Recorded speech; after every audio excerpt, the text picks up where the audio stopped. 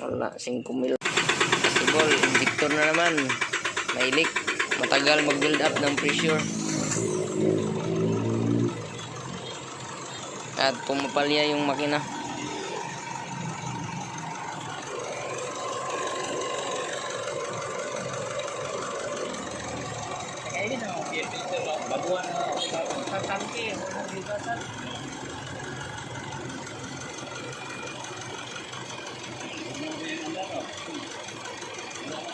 Palya. Palya sa lang. Kapag calibration mo yan tuwan.